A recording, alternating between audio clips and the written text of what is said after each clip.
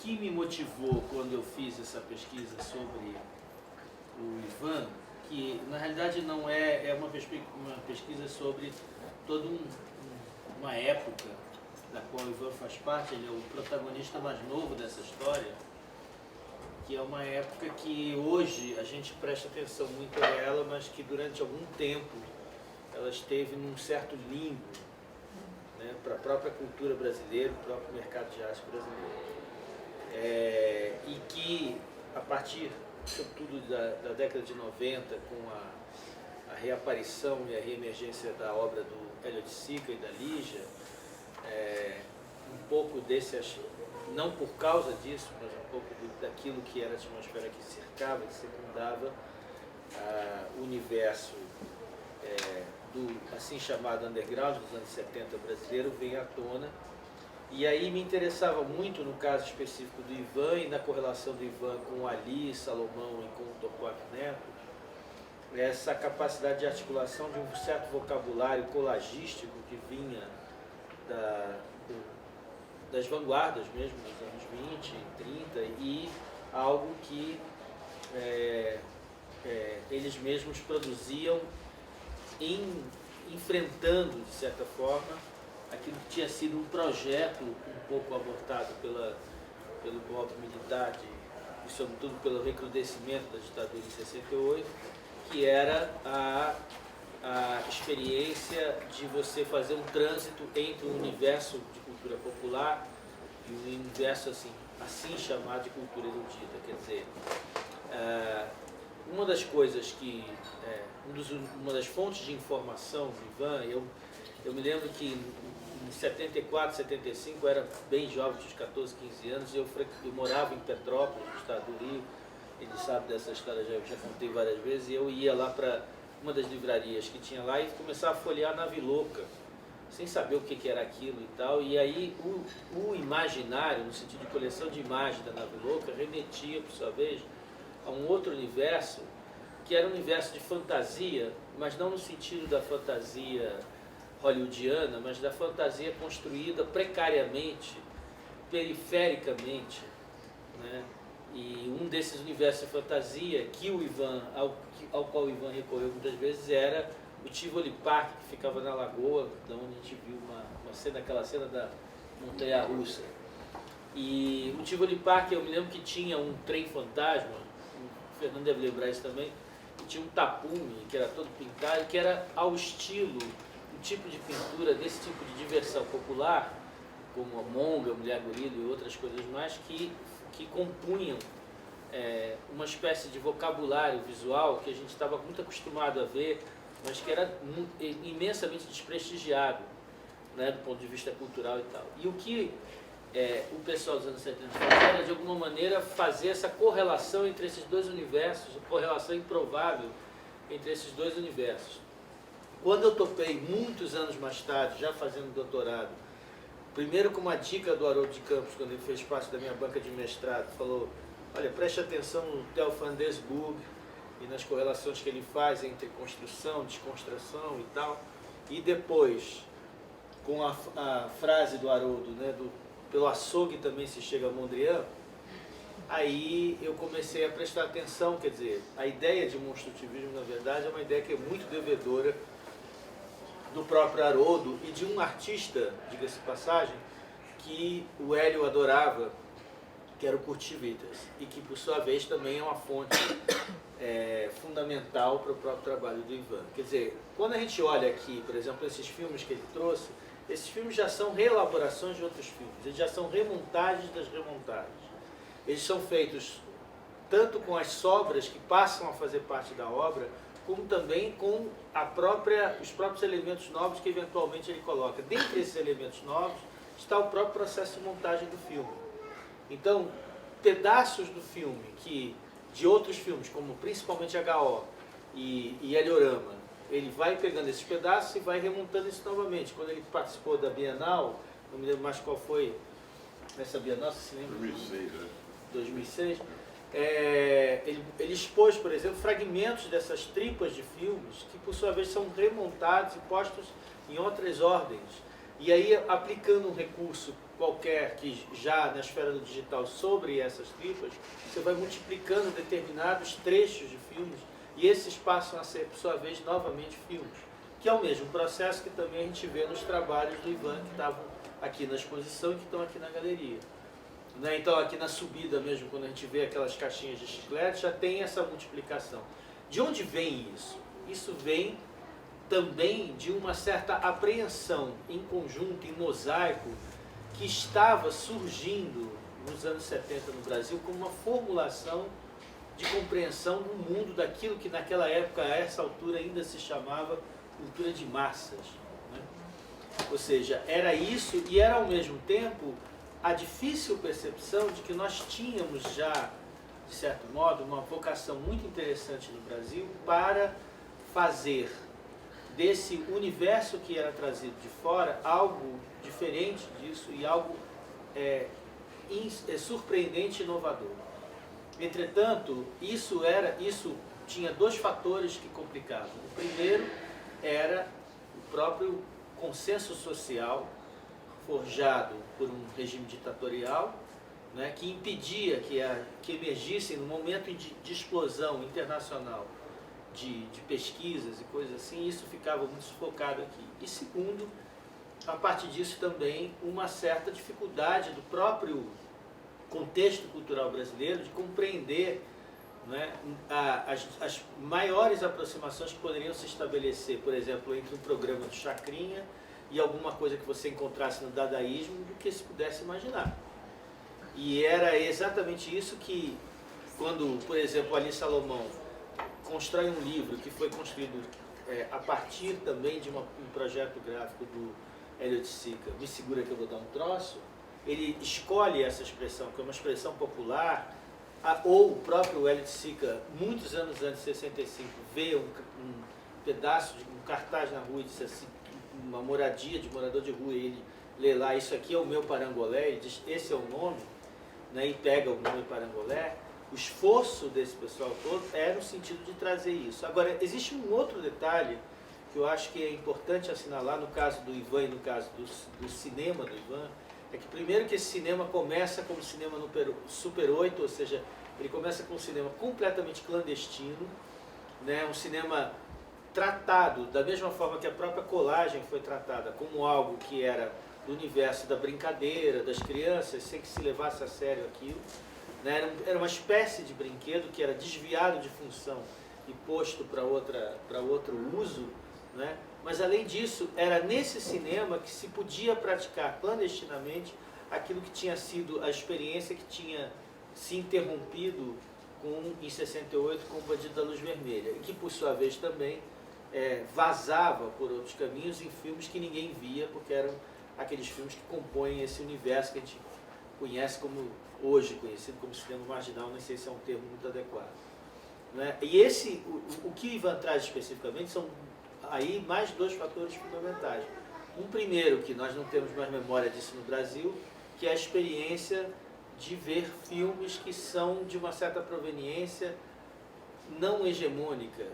Em vez de serem filmes predominantemente americanos, no Brasil dos anos 50, 60 ainda era possível ver filmes mexicanos, ver filmes japoneses, ver filmes colombianos, argentinos, etc. E essa mistura, né, que era possível. E por outro lado, a experiência que já tinha sido intentada no ano Mirabilis, que é 1967, pelo Zé Mojica Marins, com Essa Noite Encarnarei o Teu Cadáver, que era um filme, era o improvável cinema de terror feito no Brasil, né, em pleno trópico, né, quer dizer, a junção de coisas que não tinham muita propriedade no Brasil, e ele encontra essa propriedade, encontra esse caminho possível e constrói esse discurso. E a partir disso, né, do Zé Mojica, abre-se uma vereda que o Ivan vai mergulhar profundamente nela. A princípio, num registro que é próximo da brincadeira, o pessoal se reúne na praia, então vamos fazer um filme e tal, mas a partir disso já vai ficando muito evidente que é exatamente esse princípio norteador que vai ser aquilo que vai impulsionar. Então, quando a gente vê, por exemplo, em Nosferatu no Brasil, a Scarlett Moon, a saudosa Scarlett Moon, né, como Torquato, os dois fazendo uma cena na praia, poderia ser só uma brincadeira na praia, né? Mas era também isso, mas era ao mesmo tempo também trazer esse referencial, né, da Transilvânia para a praia de Ipanema e fazer com isso uma junção surpreendente, né? Quer dizer, vampiro bebendo água de coco, né?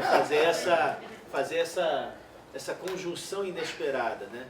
Tem um detalhe, aliás, a propósito do Torquato e do Nosferatu do Brasil, que é interessante, que ao subir uma rampa do Aterro do Flamengo, o Ivan não resistiu em colocar um daqueles balões, né, que estava atrás, daqueles do Brasil grande da época, né, do Brasil Ame ou Deixo, né, que ficava flutuando ali atrás. Para quem era, como dizia o próprio Torquato na coluna dele, para quem era o entendido da história, sabia perfeitamente que isso tudo tinha que ver com uma certa atmosfera na qual estavam implicadas aquelas pessoas, de repressão, de tudo mais.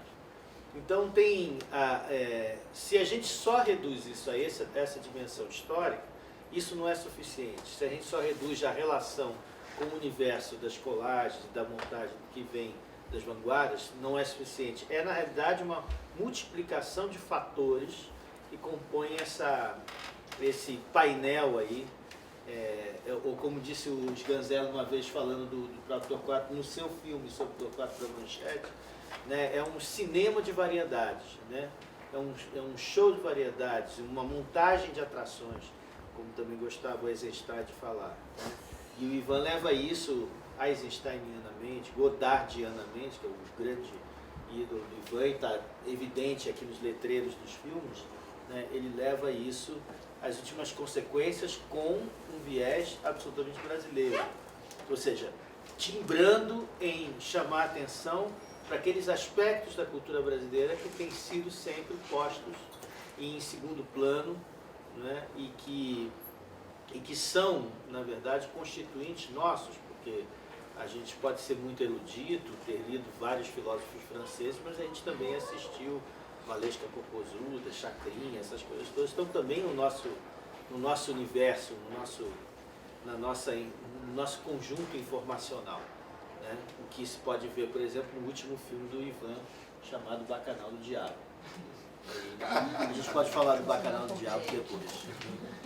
Mas enfim, isso só para introduzir, aí a gente continua a conversa. Bom, eu depois disso não tenho muita coisa para falar. Eu estou quase indo embora. Você está quase embora. Porque vai ficar com a reputação. Mas eu... Bem fininho. Não, eu acho que você abordou o fundamental do trabalho do Ivan, mas eu gostaria de falar sobre algumas coisas. Quer dizer, uma delas é dessa contaminação, dessa rede em que o Ivan se inscreve e que é formada por segmentos muito diferentes da cultura brasileira, inclusive não só do Rio, também aqui de São Paulo, por exemplo, a participação dos poetas concretos, o Décio, o Haroldo, enfim, O próprio Zé do Caixão. o Zé do Caixão, os personagens, O Rogério é paulista. o Rogério, enfim, os personagens da vida do Rio de Janeiro também, Hélio de Sica. Essa trama que foi formada, que vista à distância poderia parecer muito estranha, porque o que o Décio Pinhatari tem a ver com a Rogéria, com travesti, entendeu, etc.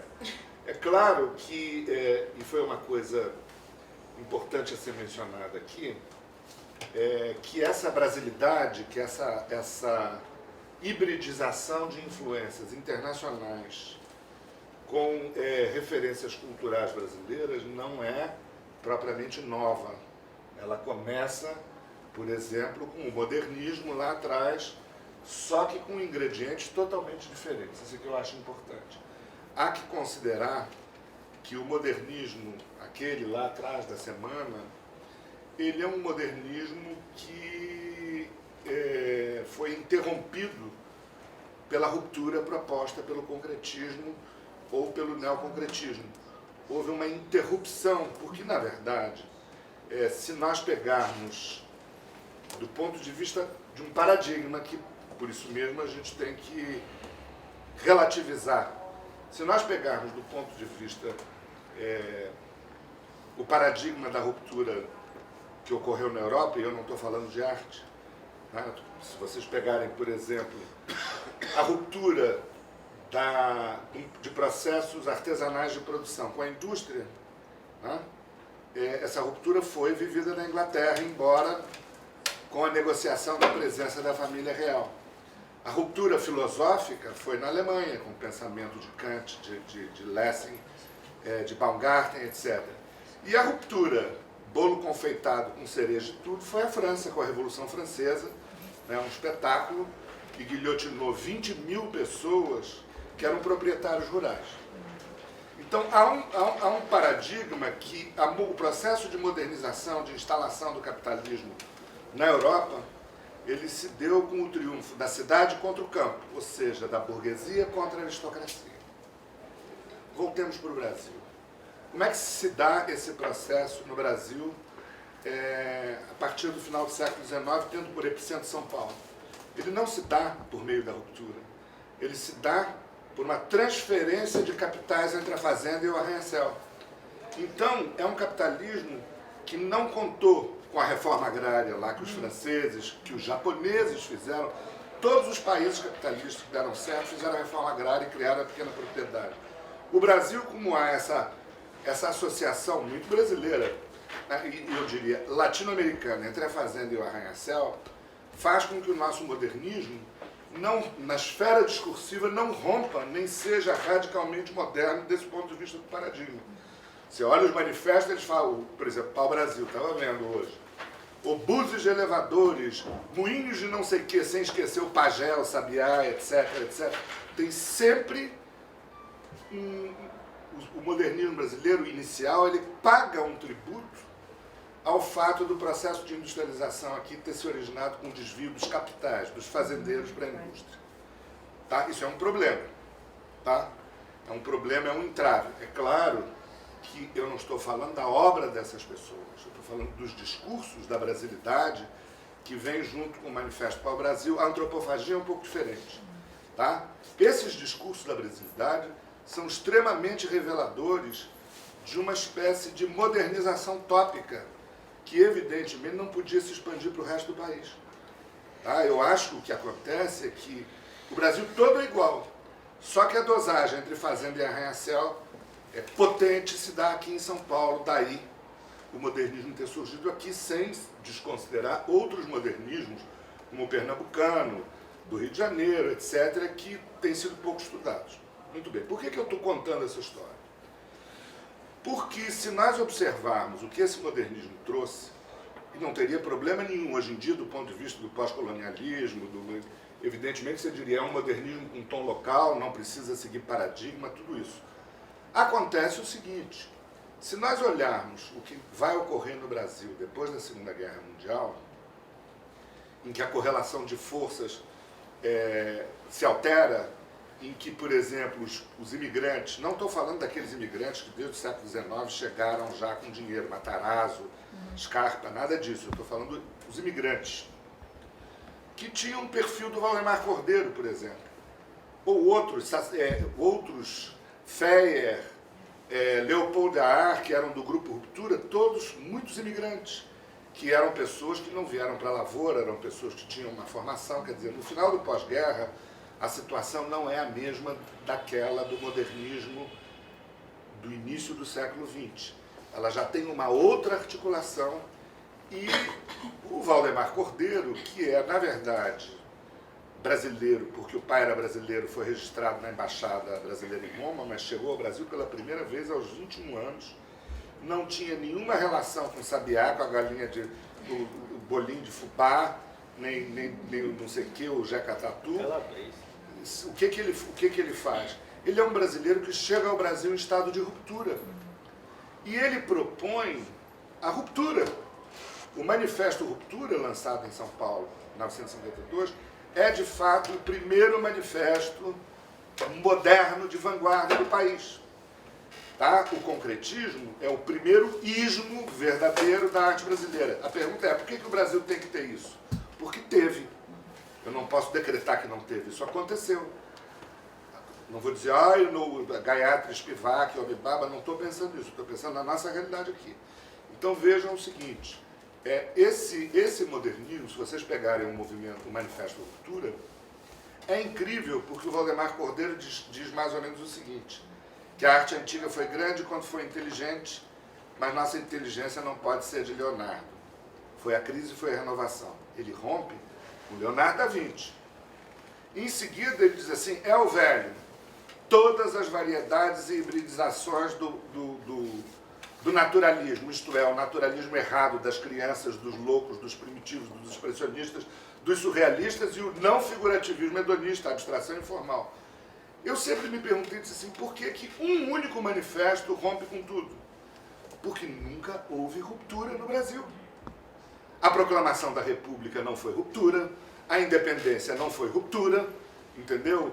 E, na verdade, só um brasileiro como Valdemar Cordeiro, numa cidade que naquele momento, depois da guerra, está cheia de imigrantes, poderia se atrever a propor uma coisa. Na verdade, eu considero que a emergência da arte concreta paulista e da do Rio de Janeiro, a do Rio de Janeiro não formulou um discurso de ruptura, mas se você olhar Hélio Oiticica, essa gente que protagoniza aqui, romperam também. Tá? Então, eu acho que a década de 50 pós-guerra é um momento de refundação do modernismo brasileiro. Eu hoje tenderia a dizer que houve dois modernismos.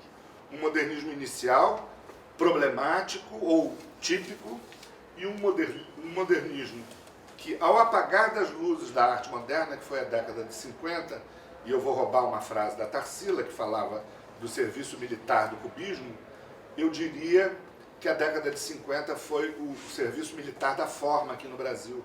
Ou seja, o artista brasileiro, imprópria ou propriamente, conseguiu, numa década, experimentar o que era um processo radical de vanguarda, entendido como invenção e ruptura de linguagem, e não como abacaxi, baiana, banana, mulata, sei lá o quê. Tá? Não estou dizendo que isso é bom ou que isso é ruim, mas isso aconteceu. Essa é também uma experiência brasileira. Para mim é tão brasileira a experiência da ruptura de Valdemar Cordeiro, quanto o Manifesto Antropófago, que, aliás, depois, lá no fundo, lá à frente, nessa época aqui nos anos 60, tudo isso vai se encontrar. Por isso é que eu estou tendo esse desvio magalhânico aqui. Vou dar... fez um link grande. Então, veja bem. Então, o que vai acontecer, vocês vejam, Brasília, a capital brasileira, não tem uma única obra desses artistas, do concretismo paulista e do concretismo carioca. Porque a arquitetura era moderna. Na arquitetura houve uma ruptura. Se você olhar desde Warszawski, o Grupo do Rio, etc., houve uma ruptura. Mas na hora da integração arquitetônica, eles chamam os velhos oriundos do outro modernismo. Não tiveram peito. Eu sei até uma razão que explica isso. Mas voltando aqui, quer dizer, essa refundação da arte moderna no Brasil, ela não elimina a questão e o problema, a pendência dessa discussão da brasilidade. Ela é uma discussão real. E o que vai acontecer é que na década de 60, principalmente depois aliás, hoje, do golpe civil. Aliás, está na hora de dizer golpe civil-militar. Não foi só os militares que deram golpe, não. Agora eu falo ditadura civil-militar. Tá? Teve Marcha da Família com Deus pela Liberdade, teve tudo isso. Então é importante dizer. Então, principalmente depois do golpe, imediatamente, o que nós vamos ver no Brasil, após o serviço militar da forma, entre aspas, é que pela primeira vez a produção brasileira, de modo próprio, estava atualizada com as questões da arte internacional. Se nós formos ver, por exemplo, pega o Teatro Municipal do Rio de Janeiro, o teto é uma pintura impressionista, pintada em 1909. Qual é o atraso disso tudo? Eu estou falando de atraso porque o cara quis ser impressionista. Se ele não quisesse, eu não falaria nada. Porque a questão da referência e da remissão à cultura europeia é um movimento espontâneo da cultura brasileira, não sei se por causa da vinda da família real, não sei porquê. Então, por isso é que eu me atrevo a dizer que há um atraso. Sempre houve esse atraso. No entanto, se nós considerarmos, sei lá, a pop americana, tá? O Fluxus, como primeiras manifestações da arte contemporânea, que surgem, a pop, se você considerar aquela famosa fotomontagem do Hamilton é 57, 56, não sei exatamente. Em 1965, um ano depois do golpe, tá? São organizadas no Rio de Janeiro e em São Paulo 2 mostras. Opinião 65, num período de ditadura, reivindicar a opinião é uma coisa muito importante. E Proposta 65, realizada aqui em São Paulo pela Araci Amaral. Quer dizer, há, portanto, nesse momento, uma convergência de tendências muito diversas que vão aparecer naquela exposição Nova Objetividade Brasileira em 1967, onde o Hélio mostrou pela primeira vez o Tropicália. E há uma coisa incrível, porque normalmente a gente pensa ruptura ou novas gerações como uma coisa que jovens substituem os mais velhos. Quase nunca nós pensamos que muitas vezes a ruptura é experimentada por alguns artistas em sua própria obra. O Valdemar Cordeiro experimentou uma ruptura, né, na autorreferência concretista que ele trabalhava ao pensar os pop-cretos, onde ele reescreve o universo semântico do sentido em obras que eram autorreferentes. Por exemplo, o Hélio Oiticica também passou por essa experiência. Vários artistas que eram modernos se tornaram contemporâneos na passagem dos anos 50 para os 60. Mas há o quê? A única novidade que há é que a arte brasileira acerta, pelo menos até hoje, o seu relógio com as questões da arte internacional, não como um mimetismo, mas inclusive até como propositora de certas questões que outros países não fizeram. Nesse encontro, tá, em que o Ivan era um menino de 16 anos quando conheceu o Hélio Oiticica. Eu nasci em 52. Você nasceu em 52, eu nasci em 51, então estamos todos aqui. Você era um menino de 17. Então, mas você conheceu o Hélio Oiticica, tinha 16 anos. Ele foi falar na sua escola, como foi isso? Na verdade, eu conheci primeiro o Gershon, o Vergara e o Gershon naquele projeto de trazer arte para a praça, né? E eu gostava já de pop art e tal, e achei, foi uma descoberta assim, fantástica, sabia que aquilo existia no Brasil. E na época eu recebi a mesada do pai e tal, e esse negócio tinha uma associação de artes para a IAP, né? Que tinha uma ligação qualquer com... Era a Associação Internacional de Artistas Plásticos. Fazia umas ligação feirinhas, umas coisas assim. qualquer com o antigo Banero, né? Você podia comprar aquilo pagando em 3, 4 vezes. Então dava para a mesada, eu comprava. Comecei a comprar a fotografia do Vergara, do Guerra. Cheguei, na verdade eu queria ser pintor. Então na verdade eu vim comprar agora. O Joyce diz para você tomar cuidado com o que você é fascinado na juventude, que vai ser a sua sentença na maturidade. Né? Então, dependendo do um pouco forte, né? sentença de Deus. Não acredito em Deus, eu acredito no Joyce. Ele se assusta porque E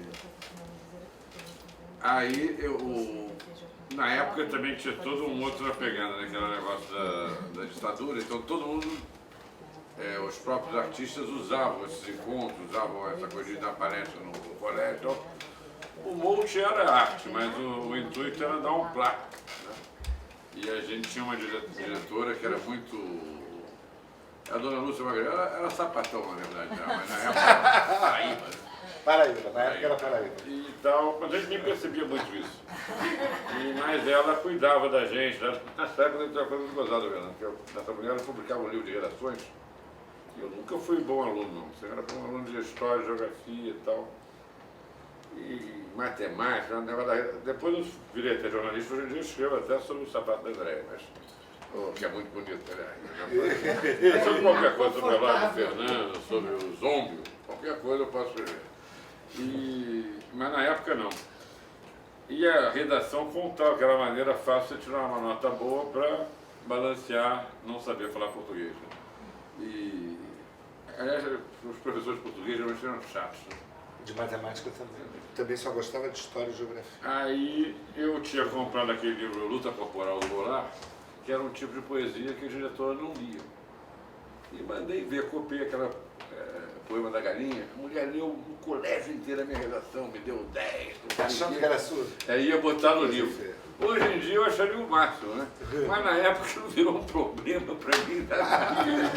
Aí eu fui lá, falei, olha, senhora, deixa eu fazer um xerox. Na época o xerox era uma coisa bem embrionária ainda, fotocópia e tal. Eu falei, deixa eu fazer um xerox da redação. Ela me emprestou a redação, eu Sumiu. destruí a redação, né? E os colegas todos também, quer dizer, não tiraram, ela gostou mais do Poema da Galinha, mas todos os colegas lá copiando. Lá. Aí, voltando ao que eu estava falando, eu aí convidei o Vergara e o Gershman para dar uma palestra no colégio. O Vergara falava muito bem, e a obra dele era bacana também, mas o Gershman acho que tinha uma obra bem mais consistente, assim, e ele explorava todo um segmento de classe média, de caixa de morar, de coisas de bom gosto, né? Times de futebol, mitos, desaparecidos, né? E eu me lembro até que no final da palestra dele, ela bateu na cabeça do Vergara e falou, você é muito inteligente, mas a obra dele é melhor. A diretora falou. E aí eles me falaram, vocês têm que essa conferência foi um máximo. Vocês têm que trazer aqui o Hélio Stica, que é o cara que inventou a Tropicália, então a gente nem sabia que era Hélio Stica nem nada. E por outro lado, eu sou uma pessoa decadente, porque eu nasci no Palácio Guanabara, eu sou neto do último prefeito Getúlio Vargas, no Rio de Janeiro.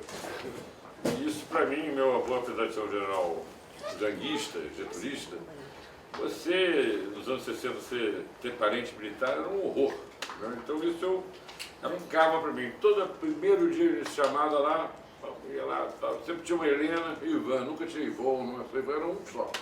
Aí, o senhor era do Cícero Ministro Cardoso, o senhor era sempre assim.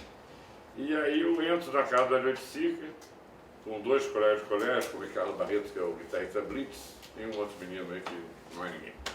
E o Hélio Stica era uma macaca de auditório, ele adorava ler revista de fofoca da Rádio Nacional, tal. E meu avô namorou uma cantora chamada Esther de Abreu, quando era prefeito, a cantora portuguesa. Isso era uma fofoca danada.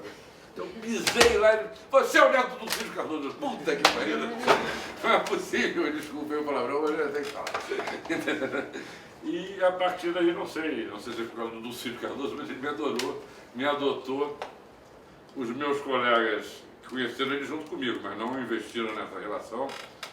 Ele foi dar uma palestra no colégio, mas ele era totalmente diferente do Gershman e do Vergara. O Gershman e o Vergara sabiam dançar conforme a música, sabiam onde estavam pisando. Ele começou lá o negócio dele, também passando slides. Na época tinha o nosso coordenador, ele adorava fazer de audiovisual, né? Até o final ele ficou preso. Era uma coisa bem dessa época. O audiovisual do Vergara, o Gershman era bem mais dinâmico. Fui lá passar o negócio dele e falou no meio da conferência que se você visse a cara de um milico, acho que ele estaria falando numa banca de jornal, um pôster de revista. Se você pichasse a cara do milico, aquilo era uma obra de arte. Aí a diretora encerrou a palestra e a gente viu pela primeira vez um artista censurado. E quer dizer, todo mundo gosta daquela música da galera, tudo faz mal, como é que é? Engorda. Será que tudo que eu gosto é Ele queria fumar maconha mesmo e tudo que era proibido era o que a gente queria. A gente sabia o que era bom. Então, uma época onde tudo que era proibido era mais interessante. Pois é, e aí... Porque tudo era proibido. Aí ferrou. Aí ferrou. Mas o Ivan, só para, quer dizer, para vocês verem, quer dizer, o Ivan chega, um adolescente já se relaciona com o Hélio, com essa gente toda. O Hélio, desculpa, em termos de idade, qual era? Ele nasceu em 1937 mesmo. e morreu aos 43 anos. Não, 1937. Ele era muito mais velho, a Lígia Clark nasceu em 1920 ou 21. Ele era olha, o Hélio...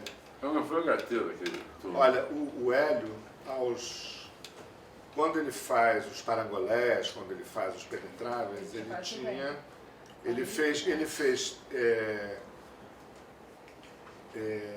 20 anos em 1957. O parangolé ele fez em 64. Nem 40. Não, de 20 para... 57 ele fez 20. 57 ele fez 20. 7 anos 27. depois ele tinha 27 anos quando ele fez o parangolé. Ele antes dos 30 já tinha feito quase tudo que ele fez. Mas geralmente é assim, né? O Glauber fez elogiar por 20 Eu ia dizer anos. justamente isso. Que tem, E o Rogério... Essa é era Para cada Carolina explosão, de Jesus, né? Como é aquela cantora? Como é que era? Clementina de Jesus, existem 10, 15 jovens que começam, porque é mais fácil começar realmente. Você acha que essa coisa do jovem é um pouco daquela coisa de menos pudor, um pouco mais falo o que eu penso, me seguro Ele foi educado para ser as artista. opiniões? Pode ser que sim, mas também tem um detalhe na época que é uma geração incrivelmente expressiva nesse determinado momento. Quer dizer, essa geração que chega aos anos 60, nessa faixa entre 25 e 27, quer dizer, o Glauber é bem mais novo, que vai fazer Deus e Diabo na Terra do Sol com 24 anos, se não me engano. 21. É um pessoal que muito cedo já começa a fazer coisas muito significativas. E isso não me parece que se repita tão frequentemente na história. Você falou da geração modernista, por exemplo, o mais jovial de todos, que era Oswald de Andrade, que já tinha, e que tinha por fortuna familiar a possibilidade de ter um jornal, de rádio, tudo isso. Ele é talvez o que mais se aproxima disso. Você tinha assim uns 10, 15 Eu só queria amarrar minha fala exatamente por aí. Enfim, quer dizer, o Décio Pinhatari escreveu que, eu até poderia ler rapidinho, porque é uma citação. Ele diz o seguinte, sobre o Ivan Cardoso: este é um cinema do estar fazendo, não do ter feito. Daí o fascínio de estar se assistindo ao presente e no passado. Ivan Cardoso é um primitivo de vanguarda, como Doni Rousseau, o bispo do Rosário. Adolescente apaixonado pelo cinema e pelos quadrinhos, foi sugado por um estranho torvelinho criativo que se formou sob o AI-5 e as margens do cinema novo, o cinema nacionalista do período. Quer dizer, essa coisa de não ter época eu acho interessante, porque todos os personagens, ou quase todos os personagens dos filmes do Ivan, eram pessoas reais e protagonistas de outras coisas. Por exemplo, o Décio Pinhatari. O Décio Pinhatari não é ator, ele está ali porque, enfim, fazia parte desse ambiente. E é importante observar o seguinte, que esse novo esforço de síntese do que é o Brasil, com certas referências, ele se dá não da mesma maneira que o modernismo inicial do início do século. Primeiro, porque entre os dois tem o serviço militar da forma. Tá? Não é por acaso que no catálogo da Nova Objetividade Brasileira, quem apresenta é Hélio Oiticica e Valdemar Cordeiro, são os dois apresentadores da nova geração, como se estivessem passando um bastão. Né? Outra coisa importante, isso sim, é que todas as referências do nacional já são urbanas agora e não são mais rurais. É a chanchada, é o Oscarico, não é mais uma síntese do que eu chamo entre a fazenda e o arranha-céu. Tá? É entre o arranha-céu e a favela, ou o que quer que seja, mas é uma síntese essencialmente urbana. E isso eu acho que, se ao mesmo tempo cria uma relação, uma correlação entre o modernismo da década de 20 em diante, né? Por outro lado, evidencia uma diferença. E, na verdade, o modelo mais interessante que nos foi deixado pela experiência modernista inicial é justamente a antropofagia. Porque a antropofagia, ela não... Enquanto no Manifesto Pau-Brasil o Oswald propõe ainda um modelo de hibridização de referências nacionais com referências modernas, entre os obuses de elevadores e o pajé, né? Agora, na antropofagia, em lugar de um modelo, é proposto um método processual, não é um método teórico-científico, mas é alguma coisa da ordem processual, onde a influência é devorada, né? Por referências que nós temos aqui da nossa cultura popular, etc. Então Só a antropofagia nos une. Só a antropofagia nos une. É a primeira frase do manifesto. Então, nesse sentido, é importante observar, quer dizer, como uma mesma questão eternamente pendente, né, que é a definição, a percepção do que é isso que nós chamamos de Brasil. Tá? Mas ela é intercalada por uma experiência radical, que foi a da emergência do abstracionismo, do concretismo e do neoconcretismo, que era concretismo antes de se tornar neo. E o Ivan, o que eu acho impressionante é como um menino de 16 anos, 17, ele entra já produtivamente nesse circuito. É importante também, porque nós falamos só de cinema, na exposição que o Ivan fez aqui, temos alguns trabalhos dele aqui na parede, são trabalhos do Ivan. É dispensável falar da relação entre isso e o modo pelo qual ele organiza o espaço nos filmes dele. Né? Mas o Ivan também não foi fiel a uma única mídia, ele não é propriamente um cineasta.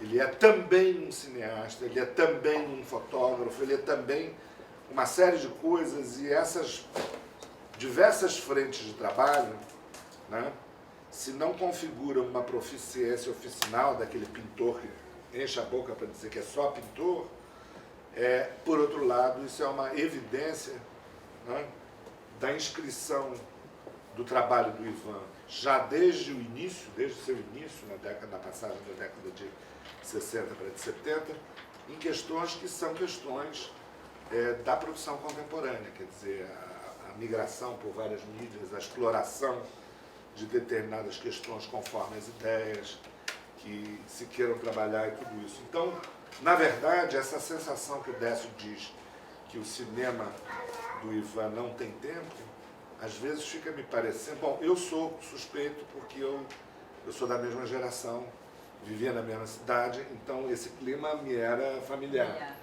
Mas eu acho incrível que essa ideia de que não havia...